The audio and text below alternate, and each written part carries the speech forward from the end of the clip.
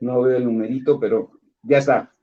Buenas Ahora, tardes, don Alfonso Bravo. Le saludamos aquí en su programa de análisis político en nuestro canal de Contraargumento. ¿Cómo está? muy bien, Leonel, buenas noches para todos los que nos siguen. Gracias. Vamos a trabajar hoy sobre algunos temas interesantes de la política y el acontecer en el Estado de México. Queremos empezar con un tema que es muy interesante, muy importante y que hemos bautizado como el colonialismo de Sheinbaum en el Edomex. ¿Qué significa esto? Hace unos días la doctora Claudia Sheinbaum, que como sabemos es quien gobierna la capital con las siglas del partido Morena, tuvo un encuentro muy interesante con diferentes alcaldes o alcaldesas también del Estado de México, tanto del Valle de Toluca como del Valle de México. Recuerdo haber visto por ahí en la foto tanto a la alcaldesa de Atizapán, por ejemplo, Ruth Olvera, la alcaldesa de Metepec, Gabriela Gamboa, pero significativo fue que estuvo también ahí el senador Higinio Martínez, que como todos sabemos es originario de Texcoco. Se dice oficialmente que fueron a ver temas de la agenda metropolitana, pero causa ruido, causa sorpresa el que esos temas durante 2 años no los atendieron en comunidad, en conjunto, y ahora pues estuvieron ahí. Pareciera que hay un colonialismo de la capital de la República que quiere meter sus manos al Estado de México, y hay un personaje que es el senador Higinio, pues que quiere, digamos, sacar raja para lo que hemos comentado con miras a la elección de la gubernatura de nuestra entidad próxima. ¿Cómo ve este tema, don Alfonso? ¿Qué opinión le merece? Mira, Leonel, yo veo algunos hechos interesantes. El primero es la declaración del presidente de la República sobre su sucesión. Cuando el presidente de la República declara que él no se va a reelegir, pues, eso no hay que creerle mucho al presidente, no sabemos nunca qué es verdad, qué es mentira, pero hace esta declaración. Luego hace una declaración un poquito más interesante, ¿no? Dice, mi sucesión está en la siguiente generación, la de los 50 hacia arriba. Fíjate que no dice el presidente de los 50 hacia abajo. Uh-huh. Este es un tema importante porque el presidente de la República sigue pensando, contra todo lo que puedes imaginarte, en los cuadros viejos. La simple declaración de, de los 50 para arriba mete una exclusión de temporalidad en cuanto a los cuadros de Morena. Diríamos que los cuadros de Morena están segmentados entre los viejos de experiencia, y vamos a considerar aquí, realmente, aunque suena un poquito discriminatorio, que los viejos van de 50 para arriba y, Exacto. y los jóvenes que no llegan ni siquiera a los 30 o andan sobrebordando, pero no llegan todavía ni siquiera a los 40. El caso de Gálibra, Natolini, una serie de personajes que andan rondando por ahí, pero que no son considerados dentro de este esquema, ¿no?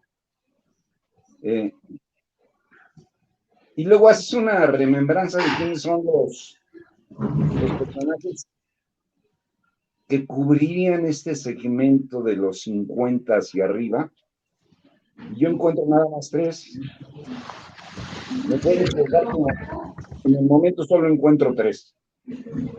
Encuentro a Marcelo Ebrard Casabón,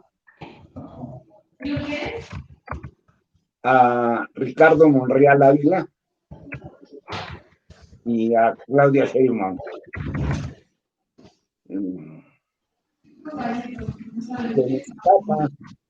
Bueno, en ese rango está Hugo López Gatell, pero no creo que sea el caso, ¿no? Hay otros subsecretarios interesantes, pero la verdad es que no está en su equipo cercano al presidente, yo creo que esos son los tres personajes centrales de la trama. Acto seguido, yo lo he venido comentando con regularidad, está el tema de la nueva Constitución del Estado de México, que no acaba de definirse, que no acaba de generarse, pero que tiene algo que ver con este hecho que tú decías, es de que se reúne con los alcaldes, y espérame, Sheinbaum hace una reunión, sí, con estos alcaldes que pertenecen a la zona conurbada de la Ciudad de México, pero al mismo tiempo, o en el mismo paquete van los alcaldes que piensan renovarse de Morena en la CDMX. Ya, como que la reunión de Sheinbaum no solo era para tratar los estados, la situación del Estado de México, la conurbación, sino un tema muy específico, muy claro, de todos estos alcaldes que aspiran a la renovación de la alcaldía, tanto los del Estado de México como los del Distrito Federal. Y entonces piensas tú que la señora Sheinbaum no está pensando solo en mantener el predominio de Morena en el Distrito Federal, sino ha pensado en una alianza más grande con la primera entidad en población después del Distrito Federal. Y esto sí es un peso específico frente a un proyecto electoral a largo plazo. Aparte, Claudia es la única de estos tres que hemos hablado que se ha mantenido con una cierta autonomía del presidente, pero que es la más fiel seguidora de las instrucciones presidenciales. No sé si me expreso. Quizás el problema de Claudia en sus diferencias con el presidente ha sido la mejor manera de tratar todo el problema de la crisis. Ya tiene sus grandes diferencias con López-Gatell, pero nunca ha sido capaz de darle la mano al presidente de la República. Es uno de los personajes más fieles, más dentro de este esquema. Entonces, yo creo que esa figura es importante. Y luego, ahora más una pregunta. El líder tradicional, el hombre fuerte del GAP, ¿no? Higinio Martínez. Exacto. O sea, porque si dijeras, es un tema conurbado, bueno, es un tema conurbado esto, pero la aparición del líder del GAP, el hombre fuerte en este momento de Morena, yo diría en el Estado de México, no es casual. No es una reunión casual. No tenía por qué haber sido tan ostentosa esa aparición si no estuvieran cocinando algo entre la misma jefe de gobierno y el actual hombre fuerte del Estado de México, en el caso de Morena, ¿no? Yo creo que hay que seguir muy de cerca tanto la tendencia de Sheinbaum como el posicionamiento que vaya adquiriendo Higinio Martínez, y luego reiterar, está en el criterio del caso muy contundente, muy claro, muy específico de la nueva Constitución del Estado de México. A ver, entonces, yo comparto con lo que has dicho y diría, entonces, los gobiernos mexiquenses, bueno, los gobiernos municipales del Estado de México y sus alcaldes están trasladando el eje político andar o de su rumbo hacia un eje que pudiéramos llamar Ciudad de México-Texcoco, Así es. en aras de conformar un grupo político quizá regional, pero con miras nacionales, a apoyar a la doctora Sheinbaum. Esto sería la pregunta, ¿significaría, si fuera el caso, que las cartas están ya marcadas en esta zona como una zona vedada para Ebrard, para Monreal y cualquier otro que pretenda hacerlo? Y digo esto porque vale la pena comentar que con la salida de Delfina Gómez a la Secretaría de Educación Pública, está por ahí pendiente también el nombramiento, salvo que tengas tú el dato, según yo no se ha ido nombrado, el que va a ser encargado con superdelegado. Por ahí se manejaba la figura de Jacob Polewski, que ya es una figura a la baja. Pero la pregunta es entonces, ¿cambiar el eje hacia Texcoco, Ciudad de México, significa a la vez dar la espalda a Ebrard, Monreal y a otros grupos políticos del PRD? Yo creo que sí. Yo creo que significa por lo menos la consolidación de este eje Texcoco, Tenochtitlan, como le gusta a Sheinbaum hablar ahora, en remembranza, ya te platicaba yo, en remembranza a la Triple Alianza, ¿no? Porque te decía yo que Naucalpan era parte de Tlacopan, de Tacuba, quizás lo que quieran es una Triple Alianza, ¿no? Una jugada por ahí. Con que no llegue un Hernán Cortés por ahí y se los cambie. Exactamente. El tema es interesante porque fíjate que no fue el jalar los alcaldes de otras zonas del Estado de México, sino lo más próximo a la zona conurbada del Estado de México, donde se hizo el movimiento. Le puedes dar un pretexto de la conurbación, pero fundamentalmente se trata del fortalecimiento de un eje, aparte, estratégicamente importante, porque es el que aporta mayores legisladores, mayores gestores. Y yo apuntaría ahí un tema. La SEP no ha definido este tema porque todavía no acaba de definir claramente qué va a pasar con la sucesión en Toluca. Todo está claro que parece ser Juan Rodolfo, pero la posición de Ricardo Moreno, que es el suplente de Higinio, anda por ahí, ¿no? Sí, claro. En este tema quiero dar paso, si me permites también, Alfonso, a algo que dejamos un poquito pendiente la vez pasada, pero que aquí lo podemos enlazar, que es un poco los grupos políticos que manejan o controlan al Estado de México. Digo, históricamente, pues sabemos del llamado Grupo Atlacomulco, que en el PRI controla, y ahí en el lado oficial, de lo que es el oficialismo mexiquense, pues en su momento estuvo el gobernador que le da nombre a Tlanepantla, ¿no? Estuvo, obviamente, Hank Alfredo del Mazo, no el actual gobernador, sino ahora sí que sus antecedentes, obviamente Ignacio Pichardo, etcétera, etcétera.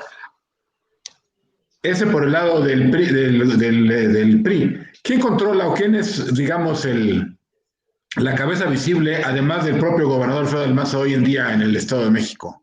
Es decir, ¿cuáles son las otras tribus, si me permite llamarlo así, en la política estatal que están en este lado del PRI y después pasamos a ver el lado del PAN y si hubiera otros por ahí? Yo no dejaría de subestimar al grupo Atlacomulco, no lo dejaría de lado. La figura clave es un personaje muy acentuado con, con la capital del estado, pero muy relacionado con el grupo Atlacomulco, que es Ernesto Nemer Naño. Yo creo que Ernesto Nemer en este momento es un personaje central. No solo por ser el secretario de gobierno, que ya le da un gran juego, sino porque es el que mantiene en la actualidad las ligas con los grupos ya te lo había comentado, el grupo Atlacomulco y los políticos mexiquenses poco han vertido su vista hacia el Valle de México. Todo su control, todo su poder se debe a lo que controlan en la altiplanicie del estado, ¿no? Y de ahí su derivación hacia las zonas rurales del estado. Yo no perdería de ver, de punto de vista, la actuación de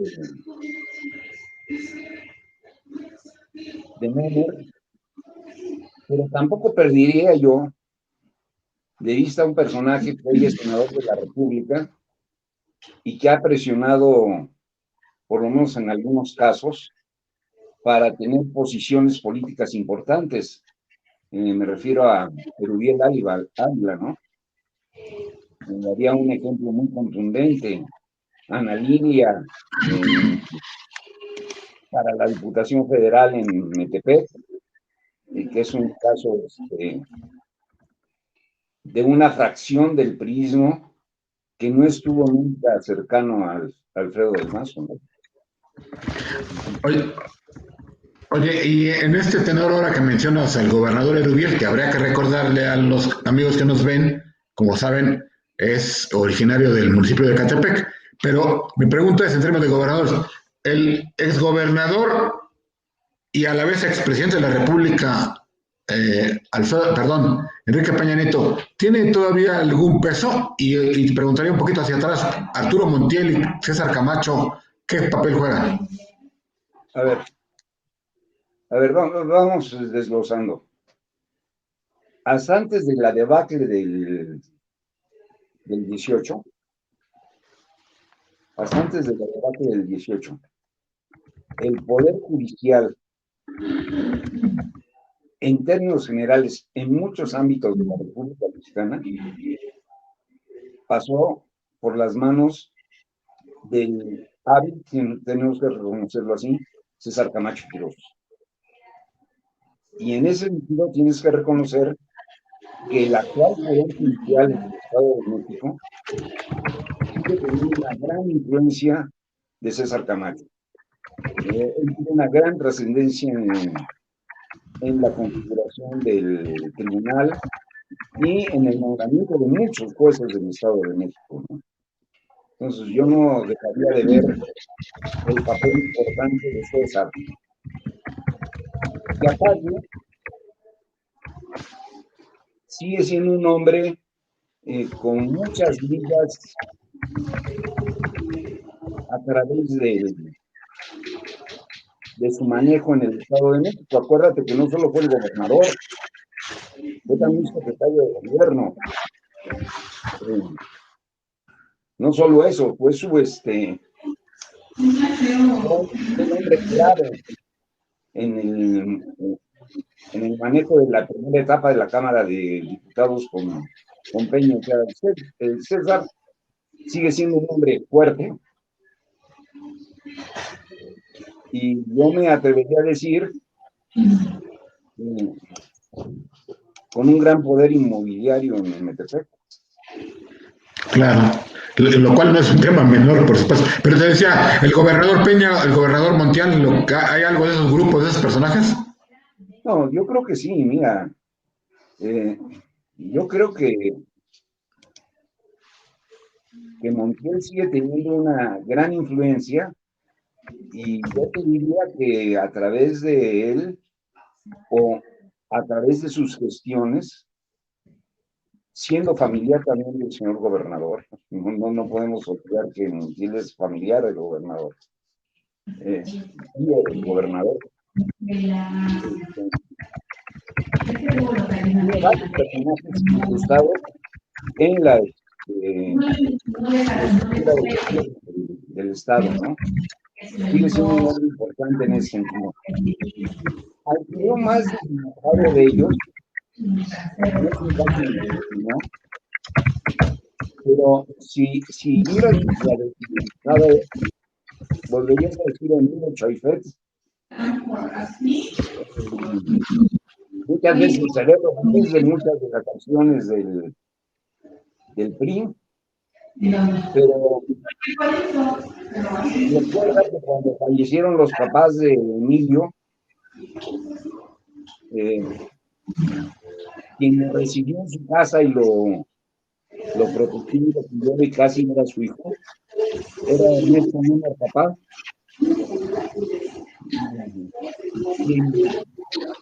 quien se llevaba a escribir siguen siendo un grupo compacto. Siguen siendo un grupo compacto y a los que estaban fuera de esto les han dado posiciones en algunas alcaldías y en algunas diputaciones federales, ¿no? Claro. Los que estaban muy pegados a otros grupos, como por ejemplo el tema de José Mansur, es un tema interesante porque la gente cercana a un gran operador que era José Mansur, hoy se está pasando hacia el verde, ¿no? Es un dato interesante. Es un dato interesante el movimiento hacia el verde. Ahorita vamos para allá. Ya analizamos un poquito del tema de Morena con estos alcaldes, el eje que le hemos bautizado como el eje Texcoco-Tenochtitlan, que encabeza por ahí el senador Higinio. ¿Qué otras fuerzas políticas? La fuerza del PAN, por un lado, te preguntaría, y por otro, ¿qué influencia tienen esos otros grupos, otrora, como se dice, poderosos como Antorcha Campesina, grupos transportistas en el Valle de México, que fueron o son finalmente grupos importantes, y también la parte de la izquierda, un poco la izquierda radical que en algunos momentos se ha manifestado, sobre todo en los ambientes más urbanos y rurales, urbanos en cierto sentido y rurales en otro? Entonces, ¿cuál serían los grupos políticos en el poder en el PAN y en estas otras asociaciones que no son necesariamente partidistas? No, mira, yo creo que Antorcha sigue siguiendo su juego, aunque ha mermado un poco su fuerza, porque el propio gobierno del Estado ha sido capaz de restringirle el flujo de fondos, pero también sigue siendo un grupo fundamental y predominante, sobre todo al oriente del Estado. Para mí tiene un gran peso al oriente del Estado y se fundamenta en esa línea.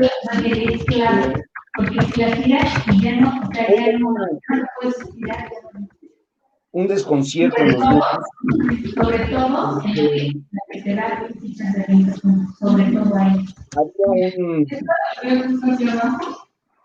una sensación de que esta izquierda también se apoyaba mucho en la aparición de los grupos del narco, sobre todo hacia la zona sur del estado y hacia los límites con Michoacán.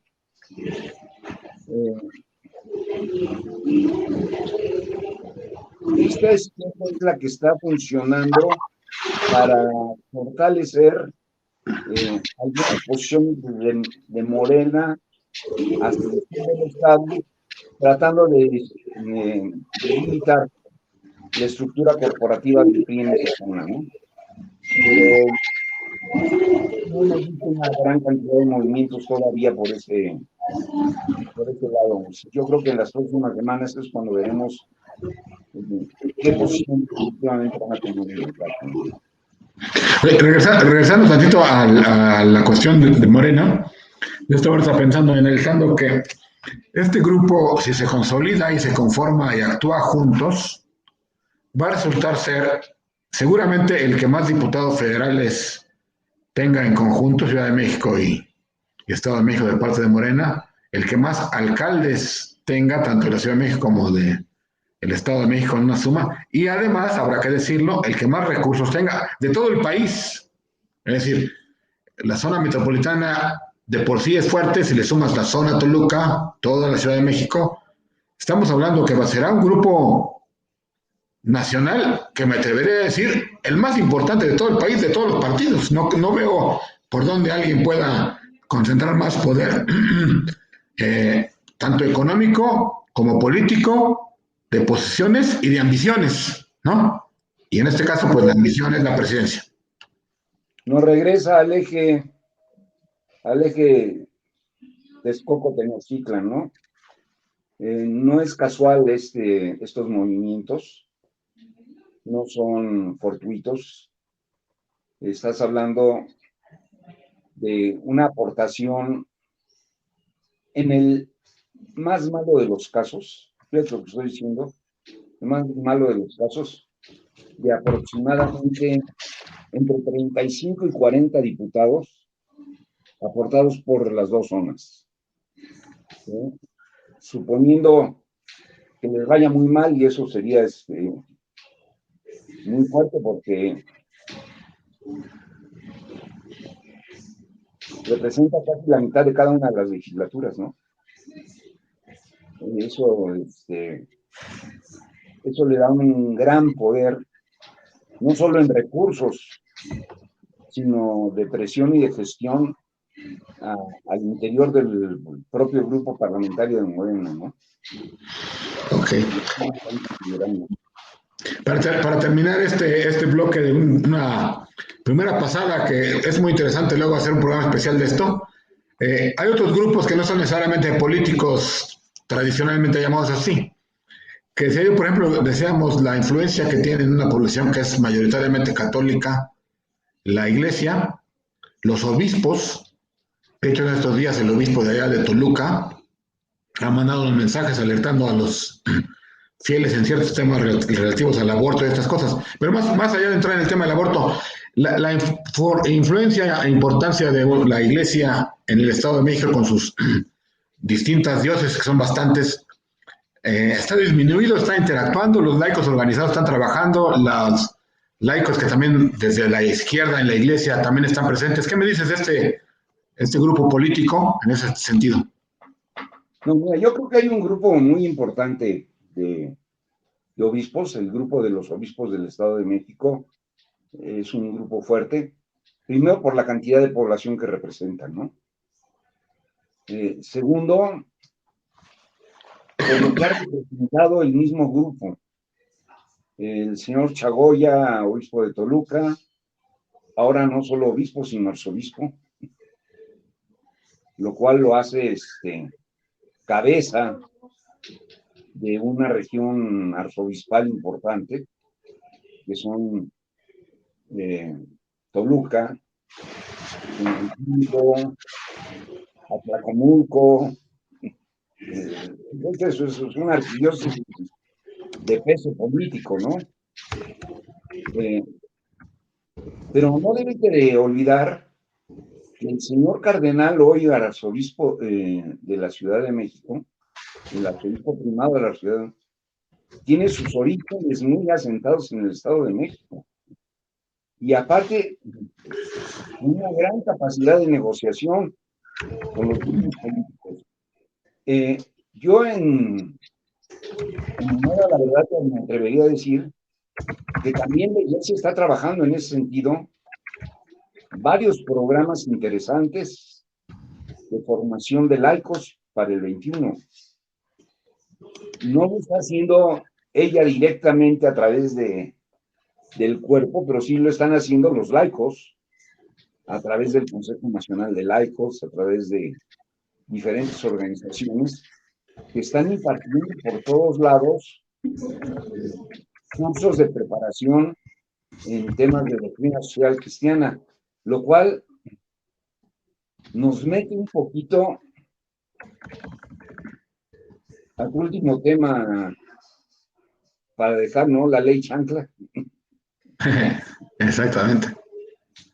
Pero fíjate que yo no ubicaría la ley chancla fuera de este tema tan revolucionario que es el de la igualdad sustantiva que está en este momento en el Congreso de la Unión.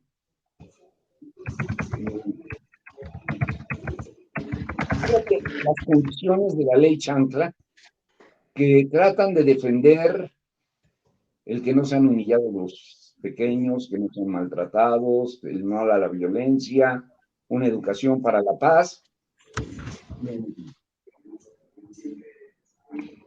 Casi el mismo esquema que hoy tiene también la Secretaría de Educación Pública con la prohibición de reprobar gente. El tema de la formación laxa, no capaz de resistir desde el origen de lo que hoy llamamos los millennials, ¿no?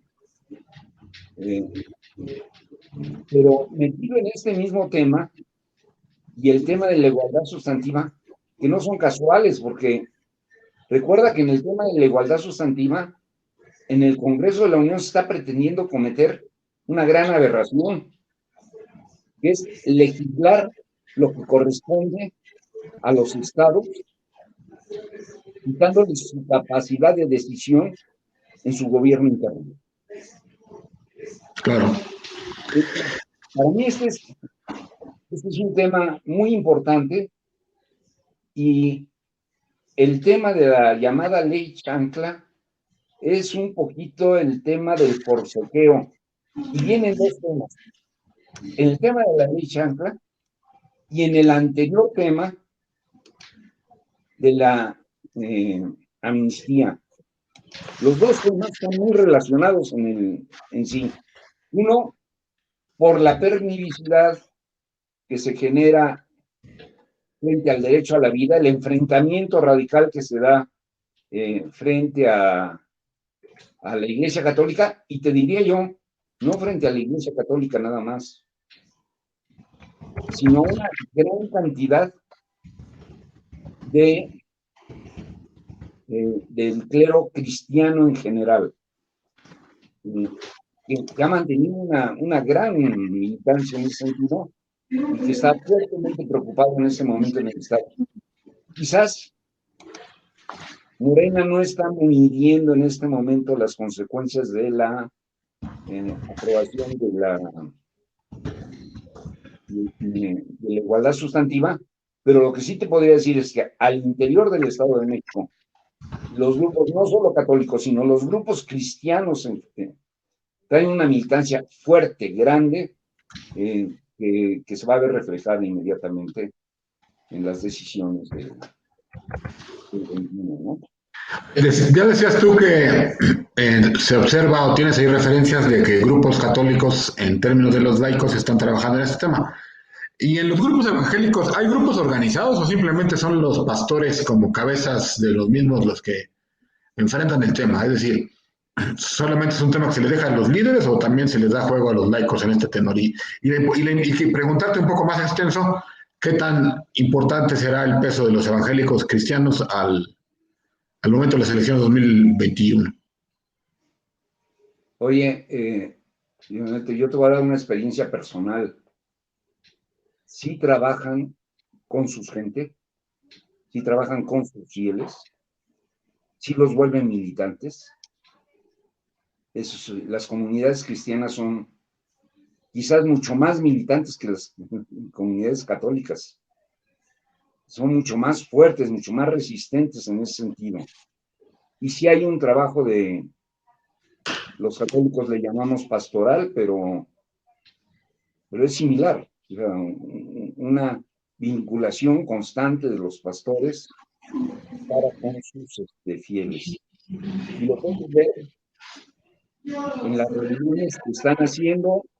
Yo te podría decir, hay reuniones muy importantes donde el tema es la preocupación.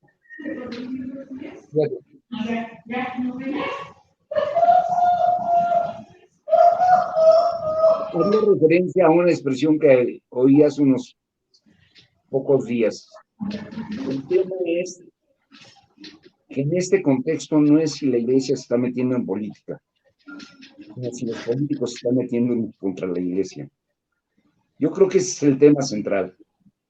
Creo que los políticos han perdido la dimensión y quieren controlar no solo, olvídate de la iglesia católica, sino las expresiones religiosas. Y eso tarde o temprano va a causar un enfrentamiento y le puede costar la elección a Morena. Es decir, entonces tú observas que viene, dijéramos, un activismo de parte del ambiente religioso, llamemos católico, no católico, evangélico, por estas decisiones. Y esta es una decisión que se preguntaría uno entonces, ¿cuál es el timing? ¿Quién es el que toma esas decisiones? ¿Es el senador Higinio? ¿Es esa visión la que hace que las cosas se muevan ahí independientemente del tiempo político? Y hacer una referencia, tú decías del cardenal Carlos Aguiar, casualmente también viene de la zona Texcoco, la zona de Teotihuacán, fue obispo de por allá y ahora es obispo de la Ciudad de México. Es decir, es un obispo que ya estuvo en la zona Texcoco, Teotihuacán y ahora está en los Chiplan, ¿no? Pero también es importante recordar su paso por acá porque es un poco de mano izquierda, ¿no? No es un obispo de enfrentamiento en la prensa, etcétera, sino las referencias que tenemos, que se tienen por ahí es un poco más del cabildeo, ¿no? Más allá de una política un poco más inteligente. Tú observas que para estos temas que has comentado, tanto el propio Aguiar como los otros obispos y los grupos evangélicos están haciendo un trabajo así, de cabildeo, de mano izquierda, por debajo del agua, o están ya dispuestos a dar un paso más hacia el frente callejero, dijéramos. No, no, la iglesia, en el caso de la iglesia católica, están muy metidos en el tema del cabildeo. Los señores obispos del Estado de México, te lo voy a decir, son expertos en el cabildeo, lo han hecho durante mucho tiempo eh, y lo van a seguir haciendo. Los pastores protestantes están un poco desconcertados ante el tema del cabildeo de la iglesia, como que desearían un poquito más de enfrentamiento, pero los va a llevar al cabildeo. Va a llevar al cabildeo para evitar una confrontación de golpe, ¿no? No están dispuestos para eso. Ok, muy bien. Pues bueno, caminemos hacia otro tema, si no radicalmente diferente, porque tiene que ver con las personas, la gente parece ser que el paso que dio el Estado de México ahora allá en la zona de Toluca sobre el manejo del COVID fue interesante, creo que fue acertado, salvo tu mejor opinión. Me parece que este camino de organizarse en la capital, en Toluca, fue correcto. Vimos en la televisión nacional incluso cómo llegaban los adultos mayores en sus camionetas y de una manera acertada lo hacían. Parece ser que no hubo los tumultos de Catepec. Me parece que va mejorando este tema, el manejo de la pandemia en el Estado de México. Bueno, yo te lo puedo decir como testigo presencial. Este, yo, yo personalmente creo que fue un buen ejercicio, bien planeado desde antes por el propio gobierno del estado, del municipio, que con dos semanas de anticipación tenía perfectamente designados los lugares, las gentes y los equipos que se iban a encargar del funcionamiento de esto. No, no les llegó de sorpresa. Segundo, una buena organización y podría decir, a diferencia de lo que yo he visto en otros lados, tratando de descontaminar mucho el tema político. Aunque veías a la gente con chalequitos de Morena y veías los pegostes de primera dosis con el morado de Morena y veías pasearse a los siervos de la nación, que eran los que recibían. Una vez que la gente entraba a los recintos, ya sea en automóvil, ya sea a pie, desaparecía ese caso. Tenían muy ordenada la manera de hacer. No, decir, no solo los automóviles, las zonas de vacunación eran en serie y ordenadas, de tal manera que no permitían la concentración de la gente. Yo creo que en ese sentido fue un buen ejercicio para el presidente municipal de Toluca. Y pues ahí tienes que reconocer la capacidad y la experiencia política, ¿no? No en balde repitió, ¿no? Es un hombre que conoce. Que lo haría en contraste. La alcaldesa de Metepec en este momento no ha podido controlar el tema. Ni siquiera informa de cuánto. Y eso trae muchos ruidos a la ciudadanía.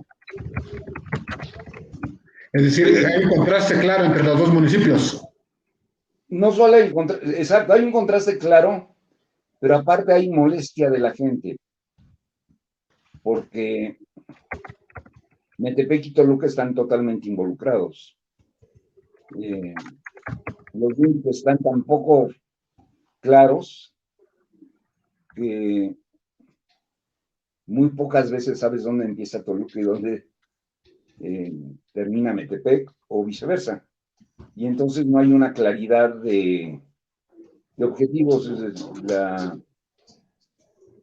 Ahí es donde se notan las diferentes habilidades de los políticos al frente, ¿no?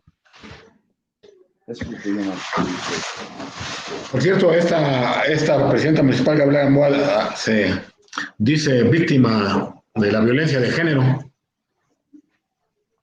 Bueno, ella sí puede decirse víctima de violencia de género, pero la que ella aplica a veces, ¿no? Lo digo porque en realidad no es una presidenta muy empática, no solo con su gente, no es empática con su gente y no es empática hacia afuera. Eso le genera muchos problemas. Por eso se queja de violencia de género, pero yo creo que el tema de la presidenta es un poquito la incapacidad operativa. Ese es mi opinión. Claro, de hecho ella tiene un carácter, digamos, fuerte, ríspido, que le provoca ciertos, ¿cómo se llama? Ciertos problemas, ¿no? Al respecto. Bueno, ya para ir cerrando el tema del Estado de México, se quedó por ahí pendiente que nos comentaras en la cuestión de los grupos del poder, se quedó pendiente el tema de Acción Nacional. ¿Cómo están los grupos hoy de Acción Nacional? Todo el mundo ubica perfectamente que el alcalde Enrique Vargas de Huixquilucan tiene una importancia en el mismo, que el mismo grupo de Huixquilucan tiene la presidencia del partido, y por otro lado otro espacio de poder importante pues es la Cámara de Diputados local, con lo acotado que están por ser un número muy pequeño, con el diputado Anor Azar. ¿Cómo está el tema ahí en los grupos del Estado de México del PAN? ¿Cómo está controlado o repartido, digamos, las fuerzas equilibradas? Yo creo que hay verdaderamente una vamos a decir, preponderancia del alcalde de Huixquilucan. Un alcalde bien posicionado, que ha trabajado muy bien su municipio, que ha trabajado muy bien y que mediante este esquema, ha transmitido su influencia hacia otros lados del municipio, ¿no? Y eso hace que, por ejemplo, tengas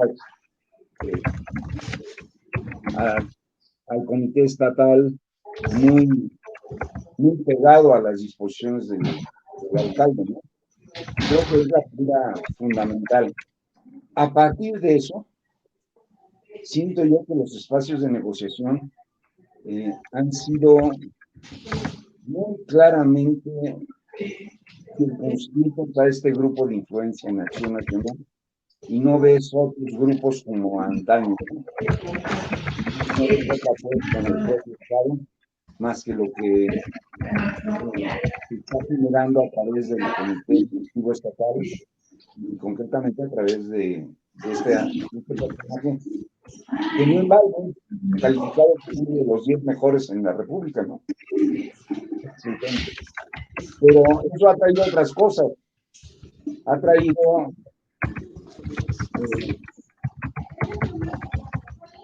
el que algunas militancias propias de Acción Nacional se hayan movido hacia otra entelequia que todavía no entendemos, ¿no? Que es el verde, que era el tema que estábamos. A eso voy. Ya hemos pasado por estos y ahora hay un movimiento de transfugas hacia el Partido Verde, ¿no? Y tú mencionabas ahorita un personaje que tiene que ver mucho con este manejo inteligente de la estrategia del Partido Verde. A ver, ¿qué nos cuentas sobre ellos? Mira, yo lo que podría decirte es que el Verde ha sabido moverse y ha cooptado gentes interesantes. Mira, la estratega de las campañas, eh, en algún momento para Erubiel, la compañera de fórmula de,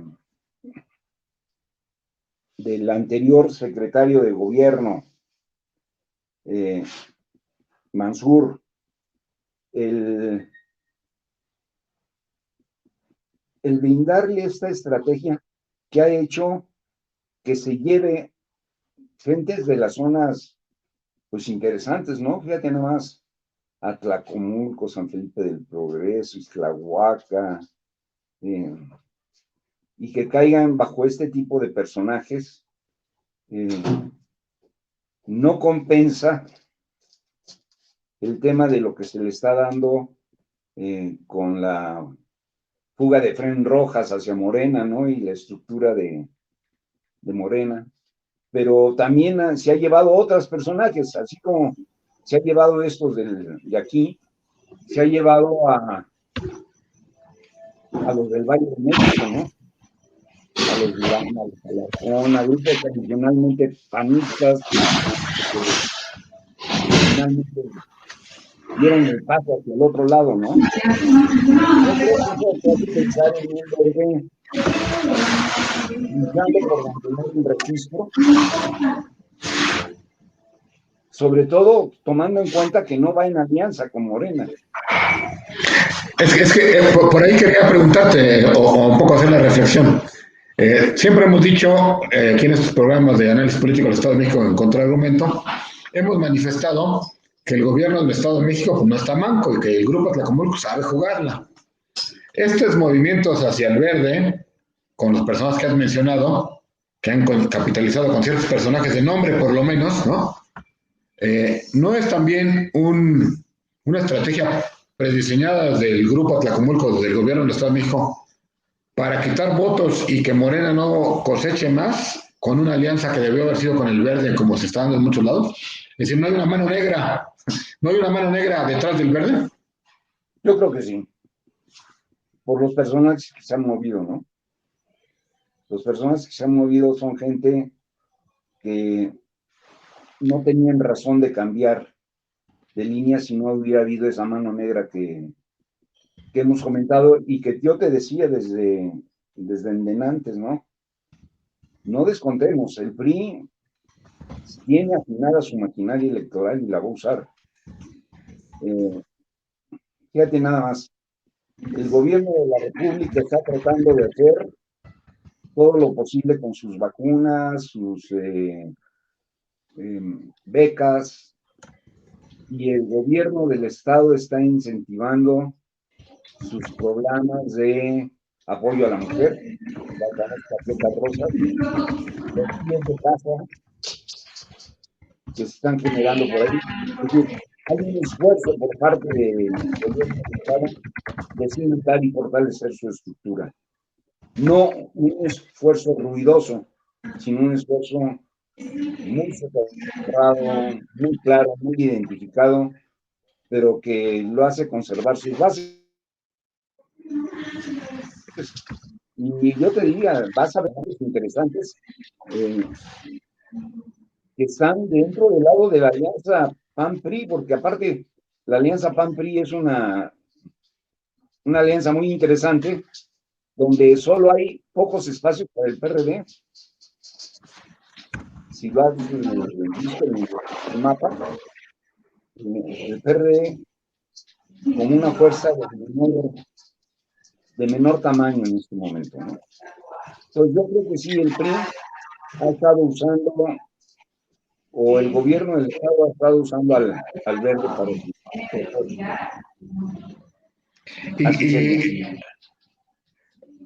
Pero finalmente, yo preguntaría un poco ingenuamente, preguntaría ingenuamente, ¿no hubiera sido más fructífero para el gobierno de Domex Grupo Atlacomulco o PRI, como se le quiera llamar. Generar estos movimientos al verde y haberle hecho una manita de puerco al verde para que saliera aquí en el Estado de México con PRI, PAN y PRD, no hubiera sido más exitoso. No, porque no lo pensemos mucho. El quitarle la alianza del verde a Morena en el Estado de México significa una pérdida importante de votos, ¿no? El verde sí ha capturado votos y sí es una pérdida importante para esa alianza, ¿no? Y la que yo creo que aporta más el verde que el PT, por razones obvias, ¿no? Por eso digo, pero entonces no convenía más que se juntara con la alianza PRI-PAN. No, no, yo creo que tú lo puedes ver desde la óptica, habían podido tener un trabajo más grande, pero el movimiento parece más bien bajarle la intención del voto a Morena, más que aumentar la de la alianza. Claro. Yo veía el movimiento por ahí. Muy bien, don Alfonso. Pues hemos hecho ya un recuento casi de una hora, de 50 minutos, sobre este apasionante tema del Estado de México. No sé qué puedas tú medianamente poner en la agenda para estar pendientes esta semana y trabajarlo la próxima. Mira, yo creo que hay que ver cómo se va a mover los tres temas, cómo se van a mover en el Estado de México. Ya las definiciones relativas del PRI respecto a sus candidaturas definitivas, cómo va a consolidar las alianzas en este momento, cómo se va a acabar de definir el tema de la universidad, que ahí tenemos un tema pendiente.